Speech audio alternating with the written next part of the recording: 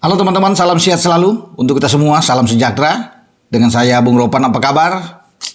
Saya berharap teman-teman dan keluarga dimanapun teman-teman berada baik-baik saja, tetap semangat. Ya, kemarin malam saya sudah mengupload tentang kabar dari Miss Hilgers dan Eliano Reinders yang sudah resmi akan diproses saat ini setelah bersalaman dengan Pak Ketua Umum Pak Erick Thohir. Sudah makan malam bersama, mereka terlibat dalam ngobrol yang santai tentunya, dan Pak Erick Thohir sudah mengunggah itu di Instagram dia ketika banyak wartawan yang menanyakan, dan Pak Erick mengatakan ini sudah makan dan sudah salaman. Sebenarnya memang saya sudah tahu nih bahwa dua orang ini akan naturalisasi, tapi memang belum bisa untuk di-upload sambil menunggu kepastian dari Pak Edi, karena itu paling penting. Pak Edi selalu mengatakan tunggu saya bersalaman dulu, ya, makan dengan mereka, foto bersama baru bisa, ya, tunggu aba-aba saja ikut. Jadi kita mengikuti aja, dan sekarang mereka mulai diproses untuk menuju menjadi warga negara Indonesia yang resmi. Namun tadi malam Pak Erick Thohir mengatakan kepada saya bahwa ini butuh proses, ya, masih panjang. Memang bersabarlah buat kita semua. Udah yang pasti bahwa niat baik bagi Miss Hilgers dan Eliano Reinders itu patut untuk diapresiasi. Kita mensyukuri semua itu bahwa dua pemain ini akhirnya bisa datang ke Indonesia, dan mereka akan nantinya menonton langsung bersama dengan Pak Ketua di Tribun Kehormatan, ya, entah itu ada di VIP Barat atau di VVIP Timur. Ya, ketika Indonesia akan bertarung melawan Australia dalam pertandingan kedua di grup C kualifikasi atau pra-Piala Dunia zona Asia, setelah kita bermain imbang 1-1 dengan Arab Saudi di Jeddah. Sekarang kita bermain di Gelora Bung Karno, dan ini pertandingan yang penting. Australia sudah kalah 1-0 lawan Bahrain, dan tentunya mereka ingin tampil lebih baik lagi, tidak mau kehilangan poin, berusaha untuk bisa mengalahkan Indonesia walaupun bermain di GBK. Kita juga begitu.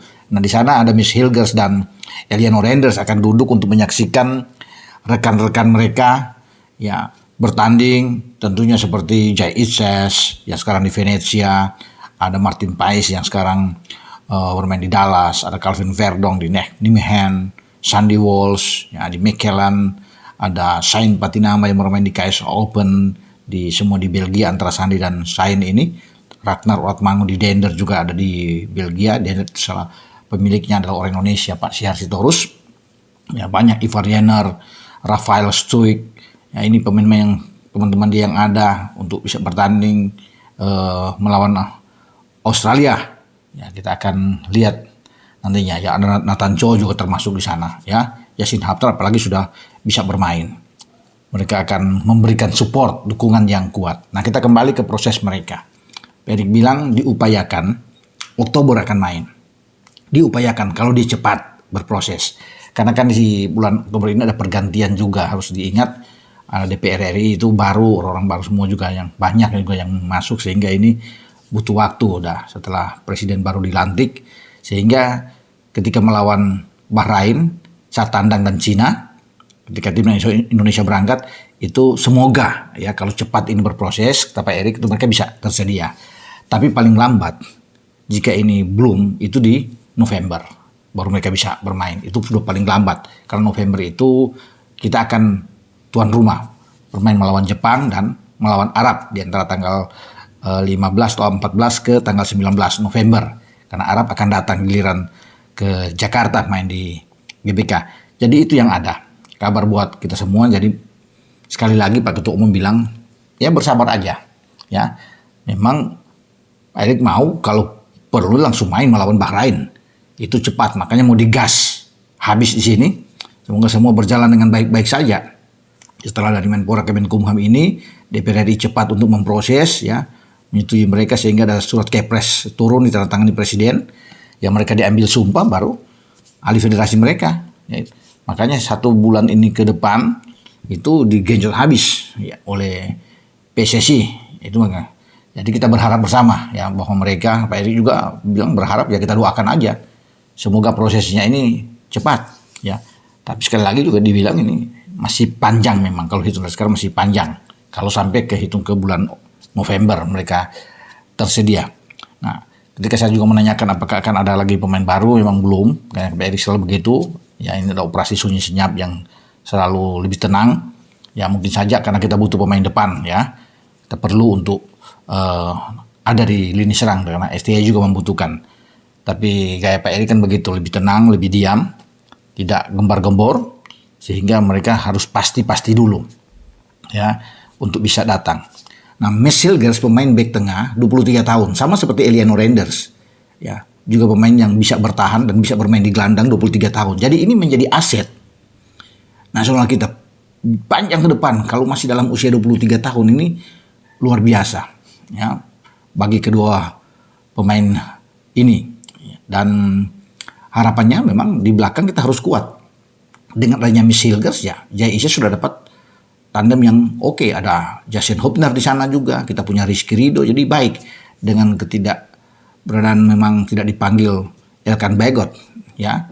Walaupun ini sangat disayangkan juga, tapi ya kita sudah punya Mads Hilgers untuk berada di sana. Jadi oke kalau bisa dikatakan di lini belakang. Jordi juga ada, dan ini juga antisipasi ketika Jordi sudah dimakan usia dan kedatangan pemain muda seperti dia. Dan ini grade A loh, Mads Hilgers bermain di FC20, pemain inti sama seperti Eliano Reinders, bisa bermain di bek kanan, bisa bermain di gelandang bertahan, dan bisa didorong lebih ke depan juga sebagai gelandang menyerang.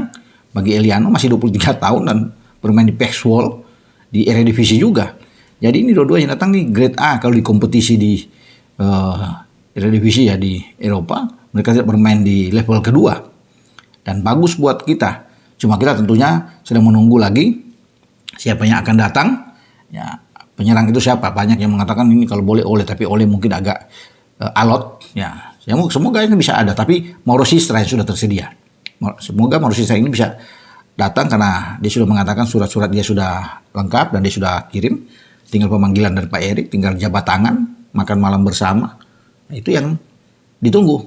Ya, banyak juga yang mengatakan bagaimana Kevin Dix, ya kita belum tahu. Nah, Jairo Edelweireld juga kita belum tahu, belum ke sana. Makanya ini harus pasti-pasti aja sehingga mereka bisa tersedia di tim nasional. Yang masih dua ini dulu, ya, Hilgers dan juga Eliano Reinders. Ya, setelah kita gagal mendapatkan kakaknya yang ada di Milan yang sekarang bermain di tim nasional Oranje di Belanda, sekarang ada adiknya. Ini dari Margaleka Tompesi yang ada di Maluku atau Ambon sana.